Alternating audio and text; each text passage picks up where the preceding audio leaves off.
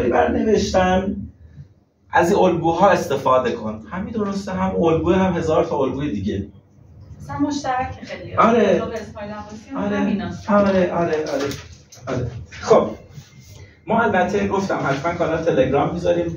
مثلا 2 هفته پیش هم یه مطلبی گذاشتیم کانال تلگرام از خروجی‌های همین ترجمه‌های مجموعه میم بود که مثلش مقدمه به عکاسی معماری، مثلا اون خواستید نگاهی بکنید. کار اینجوری دیگه دیدم قصد ترجمه بشیم دیگه، امیدوارم بقیه هم انجام بدن.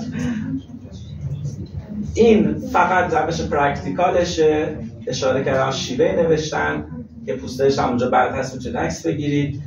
چند تا نکته اساسی خیلی واضح بنویسید، مختصر بنویسید، لحن خودتان را داشته باشید، چند دسته نشه، یه جاشو نیاد یه چیزی از با زبان صادقه داد بنویسید بعد جایش به با زبان بیهقی بنویسید، لحنش در واقع لحنی باشه که نکنم.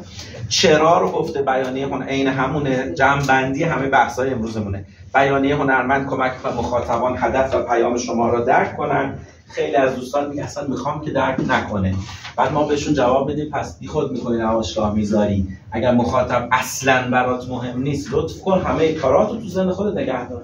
و مطمئنا هم ذهن همه ما بسیار قشنگتر از بسیار خلاقتر از آن چیزهایی که خلق کردیم. این که میدونی بدیهیه، ما تو مغزمون تخیلمون بی نهایت برای خلق هر اثر هنری. حالا وقتی میارنش بیرون حتما مهم بوده مخاطب که اثر هنری آوردن بیرون. پس بنابراین خیلی تعجب نکنید. من بعضی جاها چیزی رو اصرار می‌کنم مخاطب نفهم، پیامو نفهمه. خب نفهمه که دانکار نیار نمایشگاه کن. نکن. همونجا بمونه. باز عین همون برای شروع ایده هاتون رو بنویسید، از الگوی پیشنهادی استفاده. الگوی این چیه؟ پاراگراف اول برگشتید بسم الله الرحمن الرحیم question how what when where فلان. پاراگراف اول مقدمه میگی جهت معرفی اثر و نام هنرمند. خانم میتونی یادم رفت اونجا که گفته هنرمند تو پاراگراف اول معرفی نامش علی امانیه، این محمد فلانی لادن. جملات بعدی موضوع هدف نهفته در اثر هنری. در پایان این بخش این اومده تکنیک گذاشته تو پاراگراف اول. فرق داره با استایل فرق داره. او گفته از یه استایلی استفاده کن. این استایل سومیه که ما امروز بررسی می‌کنیم. پاراگراف دوم با جمله در هنرمند چرایی، اپروچ رو اینجا توضیح بده، چرایی رو اینجا توضیح بده. این مقاله که ترجمه کردم ریفرنس اینو راستی نگفتم، اینجا نوشتیمش. ما وبسایتش رو زدم فقط. این وبسایتشه که یه سایت آموزشی آمریکایی هست تو گروه، نگران خیلی چیز نباشه. اینجا میگه که یه توضیحی بده که تاریخ و پیشینه و فرهنگی چی بوده که به این کارا رسیدی. ولی بقیه‌اش مشترکه. توضیحات بعدی تو میتونه در مورد پس یه رویکردی هست میگه آقا توضیح بده این کارا از کجا اومد تو ذهن تو. توضیحات در فرآیند خلق و عواملی که باعث شده هنرمند رو تولید کنه. این جالبه، مثلا خیلی خودمونیش کرده برای خانم لادن. این پاراگراف با جمله زندگی هنرمند یا افتخارات قبلی بود، مثلا برسید آقا ایشون جایزه فلان را هم برده است، بیار اینجا. من نمی‌کنم، من معرفت شخصی اگه بخوام بنویسم میذارمش توی بیوگرافی، ولی اینجا نگاه کنم یکم تو استیتمنتش بود. آیا خدا غلط نشده؟ توی روش استیتمنت لیست تاکید می‌کنم رو افتخاراتش. و حتی جالب پاراگراف سوم به جای جمع‌بندی که اونا نوشته بودن اینجا میگه که انگار اینو برای کیوریتور نوشته، نه برای خود آرتیست. چون کسی که داره خارج از فاز کار فقط کار آرتیست رو ارائه میده. و خیلی برای دیگه هم البته کیوریتور در جهان معاصر امروز بر ذمش هست، ولی فعلا که میگه که در واقع نقل قولی از هنرمند در مورد اون کار برسه. یعنی چیش جالب بود برای من که ترجمه کردم، میگه که اول و آخرش مقاله قبلی که استیتمنت بیانگر صداقت آرتیست هست، اول و آخرش آرتیست باید از خودش یه حرفی داشته باشه.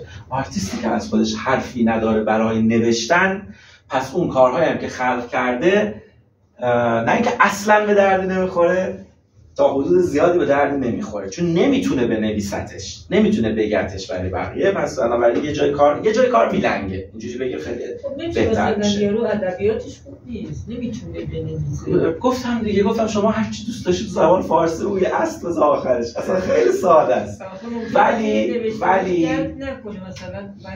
ولی من بهتون بگم الا ماشاءالله کارگاه آموزشی هست، ریفرنس هست. اینجا هم که گفت تو هر ستا این مقاله میگه اگر نمیتونی بنویسی از الگوهای آماده استفاده کن، ببین بقیه چی گفتن، کافی یه پاراگراف اول این همه هر چی گفته گوش کنی، بچه خوبی باشی، هر چی این گفته گوش کنیم، پاراگراف دوم هر چی بگم سوم رو گوش کنیم، بعدا حوصله‌مون شد بریم 4 تا استیتمنت دیگه بخونیم، بعدا حوصله‌شون نمونه خیلی زیاده راحت میشه پیدا کرد. من هر کسی و دوستانی هم بودن من واقعا می‌خواستن اصلا نه فقط به خاطر استیتمنت نوشتن. یه دوستی داشتم عکاس مستعد بود، بعدم رفت لیسانس عکاسی خبری گرفت. یکی از مهمترین توصیه‌هاش اینه کارگاه داستان نویسی، اسم نویس. و رفت و واقعا هم توی آثارش تاثیر داشت. حالا قرار بحث پولیش نیست که حالا بریم پولی بدین فلان، به هر روشی می‌دونید اگه فکر کنیم ضعف نوشتن داریم، ظاهراً در رویکردهای هنری امروز جهان از ما میخوان که بنویسیم، پس بریم همه هنرها رو داریم به این هنر هم آراسته بشیم. چه اشکال داره؟ اوکی. بعد تو مقاله اولم اشاره میکنه، میگه نوشتن رو بکنیم مشق روزانه، خاطره بنویس، من خودت جوابش خاطره زندگیت بنویس. یه پاراگراف مهمترین چیزها رو بنویس. شب اول با مثل مرس زدن مؤسسه میم استیتمنت فلان اشکال نداره، شب دوم بکنش جمله، شب سوم این کام اصول همینه که در حرف می‌زنیم بنویسیم دیگه. آره خب سوالی نیست چیه که آدم برای خودش می‌نویسه خیلی فرق می‌کنه. اگر آره شما هر شب نمیخوای نمایشگاه بذاری، خب 365 روز می‌نویسی برای خودت که وقتی قراره یه بار نمایشگاه نوشتنش برات سخت نباشه، میدونی؟ برای همین بکنش مشق روزانت.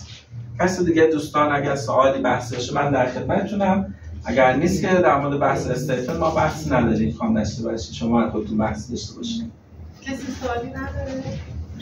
خیلی خاصی ندارم، فقط همین اول کارم گفتم کسایی که تو گروه نیستن یه پیام بدن که آره گروه عکاسان زن رو به خانم دشت‌بشی مراجعه کنید، عضو بشین. پیج مؤسسه ما خانم سبوکی، کانال تلگرام ادتون میکنن، چون اینا رو دیگه من توی اینستا نمیشه گذاشت، بعد حتما تو کانال تلگرام بفرستم، اونجا میفرستم، در اختیارتون هست، ان شاءالله که سودمند باشه.